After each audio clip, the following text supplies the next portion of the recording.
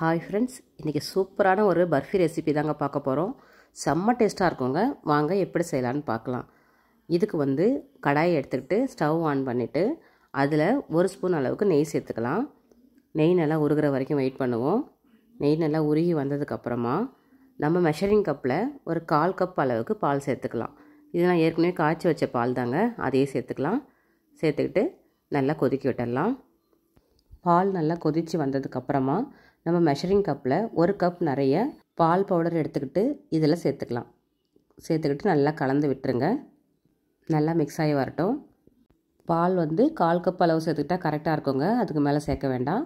சேர்த்துக்கிட்டு நல்லா கலந்து விட்டதுக்கப்புறமா அதனுடைய கன்சிஸ்டன்சி மாறுது பாருங்கள். இந்த அளவுக்கு மாறி வந்துடும்.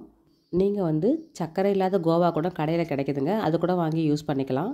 அப்படி அதுவும் வாங்க விருப்பம் இல்லாதவங்க நல்லா பசும்பால் இல்லை க்ரீமியான பாக்கெட் பால் வாங்கி கூட இதை மாதிரி செஞ்சுக்கலாம்.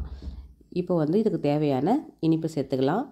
நம்ம மெஷரிங் கப்பில் 1 கப் அளவுக்கு பால் பவுடர் எடுத்துக்கிட்டோம். அதுக்கு 3ல் 1 பங்கு அளவு சர்க்கரை சேர்த்துக்கிட்டால் சரியாக இருக்குங்க. ரொம்ப அதிகமாக சேர்த்துக்க வேண்டாம். இந்த அளவு சேர்த்துக்கிட்டாலே திகட்டாமல் நல்லாவே இருக்கும். சர்க்கரை கொஞ்சம் கொஞ்சமாக சேர்த்துக்கோங்க. இப்போ மீதி இருக்கிற சர்க்கரையும் சேர்த்து நல்லா கலந்து விட்டுடலாம். சர்க்கரை சேர்த்து கலந்ததுக்கப்புறமா அது அப்படியே இலகி வந்துடுங்க. அதனால் ஒரி பண்ணிக்க வேண்டாம். மறுபடியும் கொஞ்சம் நேரம் கழித்து அதுவே தானாகவே கெட்டிப்பட்டு வந்துடும். இப்போ நல்லா இலகி வந்துடுச்சு. கொஞ்சம் நேரம் கலந்து விட்டுகிட்டே இருக்கும்போது கெட்டிப்பட்டுரும். அதுக்கு முன்னாடி ஒரு 1/2 ஸ்பூன் அளவுக்கு ஏலக்காய் பொடி சேர்த்துக்கலாம். ஏலக்காய் பொடி சேர்த்துக்கிட்டு நல்லா கலந்து விடுங்க. நல்லா மிக்ஸ் பண்ண நல்லா கெட்டியாயிடும். இப்போது பாருங்கள், நல்லா சரியான பதத்துக்கு வந்துடுச்சு. இப்போ நம்ம இதை 2ஆக டிவைட் பண்ணிக்கலாம். நம்ம 2 கலர் சேர்ந்த பர்ஃபி தான் ரெடி பண்ண போகிறோம். அதனால் இதை ஈக்குவலான பார்ட்டுக்கு பிரிச்சுக்கலாம். இப்போ பிரிச்சுக்கிட்டு இதை ஃபஸ்ட்டு ஒரு நெய் தடவைன பாத்திரத்தில் கொட்டி சமப்படுத்திடலாங்க. நான் இந்த பவுலில் தான் நெய் தடவி வச்சுருக்கேன். இப்போ நாம் ரெடி பண்ணி வச்சுருக்கிற பால்கோவாவை பாதி அளவுக்கு இதில் சேர்த்துக்கலாம். சேர்த்துக்கிட்டு நல்லா சமப்படுத்தி விட்டுடலாங்க. இந்த மாதிரி பவுல் இல்லைனாலும் பரவாயில்ல, நீங்கள் எந்த மோல்டு இருக்கோ அதுக்கு அந்த மாதிரி நீங்கள் சேர்த்துக்கிட்டு ஸ்ப்ரெட் பண்ணி விட்டுக்கலாம். இப்போ நம்ம இந்த கரண்டி வச்சு நல்லா சமப்படுத்திக்கலாங்க. நம்மளுக்கு எந்த அளவுக்கு தடிமன் வேணுமோ அந்த அளவுக்கு இதை நம்ம ஸ்ப்ரெட் பண்ணி விட்டுக்கணும்.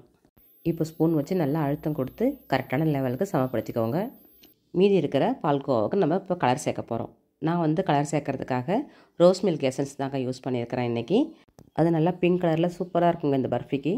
அதனால் ஒரு சொட்டு சேர்த்து நம்ம எடுத்து வச்சுருக்கிற பால்கோவாவோட கலரை மாற்றிடலாம். நீங்கள் ஆரஞ்சு கலரோ இல்லை க்ரீன் கலரோ எந்த கலர் வேணாலும் யூஸ் பண்ணிக்கலாங்க.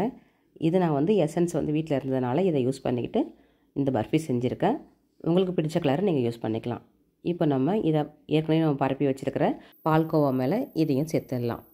இந்த ரெசிபி 2 கலரில் ரொம்ப அழகாக இருக்குங்க பார்க்குறதுக்கு. இது பால் பவுடர் யூஸ் பண்ணி செஞ்சதுனால ரொம்பவே டேஸ்ட்டாகவும் இருக்குங்க. அதனால் எந்த சந்தேகமும் வேணாம், இந்த பர்ஃபி நீங்கள் செஞ்சு பாருங்கள். செம்ம டேஸ்ட்டாக இருக்கும். உங்கள் குழந்தைங்களுக்கு ரொம்ப ரொம்ப பிடிக்குங்க. பாருங்கள், டபுள் கலர் டபுள் லேயர் நல்லாவே தெரியுது. இப்போ வாங்க இதை அப்படியே 1 மணி நேரத்துக்கு ஆற விட்டுடலாம். நல்லா 1 மணி நேரம் அளவுக்கு ஆறி வந்துருச்சுங்க. இப்போ இதை நம்ம ஒரு பிளேட்டுக்கு மாற்றிட்டு நம்மளுக்கு தேவையான ஷேப்புக்கு இதை மாற்ற போகிறோம். பாருங்கள், இது பவுல்லேருந்து அப்படியே ஈஸியாக இறங்கி வந்துடும். ரொம்ப கஷ்டப்பட தேவையில்லை. கத்தியால் 4 பக்கமும் சரி பண்ணி விட்டுட்டு இதை அப்படியே கவுத்து விட்டோம் அப்படின்னாக்கா ரொம்ப அழகாக இறங்கி வந்துடுங்க. நம்ம கட் பண்ணுறதுக்கு ரொம்ப ரொம்ப ஈஸியாக இருக்கும்.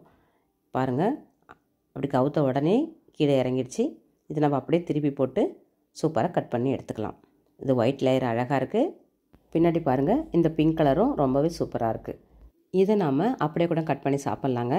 இருந்தாலும் கொஞ்சம் அழகாக இருக்கணும் அப்படிங்கிறதுக்காக சில்வர் லீஃப் யூஸ் பண்ணி கொஞ்சம் கார்னிஷ் பண்ணிடலாம். இதை போட்டதுக்கப்புறமா அப்படியே அச்சசல் பேக்கரியில் கிடைக்கிற மாதிரியே இருக்குங்க பார்க்குறதுக்கு. இப்போ நம்ம இதை கத்தி வச்சு ஓரங்களில் கட் பண்ணிவிட்டு சென்டரில் இருக்கிற பீஸ் மட்டும் அழகாக கட் பண்ணி எடுத்துக்கலாம். இப்போ ஓரத்தெல்லாம் சரி பண்ணிவிடுங்க. இது மாதிரி ஓரத்தெல்லாம் கட் பண்ணும்பொழுது நம்மளுக்கு ஸ்கொயர் கரெக்டாக கிடைக்கும். அதனால் வேண்டி தான் ஓரங்கள்லாம் சரி பண்ணுறோம். இப்போ 4 பக்கமும் இதை மாதிரி கட் பண்ணி எடுத்ததுக்கப்புறமா நம்மளுக்கு தேவையான மாதிரி பீஸ் போட்டுக்கலாம். பாருங்கள், ரொம்ப ஈஸியாக கட் ஆகுங்க. ஏன்னா அந்த அளவு கன்சிஸ்டன்சியில் நம்மளுக்கு கிடச்சிருக்கு. இப்போ 4 பக்கமும் சரி பண்ணதுக்கப்புறமா நடுவில் இருக்கிற பீஸை சின்ன சின்ன பீசஸாக மாற்றிடலாம். இது மாதிரி நம்மளுக்கு தேவையான ஷேப்புக்கு கொண்டு வந்துக்கலாங்க. நீங்கள் டைமண்ட் ஷேப்போ இல்லை ரவுண்ட் ஷேப்போ எப்படி வேணாலும் கொண்டு வந்துக்கலாம். நான் இன்றைக்கி ஸ்கொயராக தான் போட்டிருக்கேன். அதே மாதிரி இந்த பிங்க் கலர் கொண்டு வர்றதுக்கு நான் ரோஸ் மில்க் எசன்ஸ் சேர்த்துருக்கேன். நீங்கள் ஸ்ட்ராபெரி எசன்ஸ் கூட சேர்த்துக்கலாங்க, அதுவும் நல்லாவே இருக்கும்.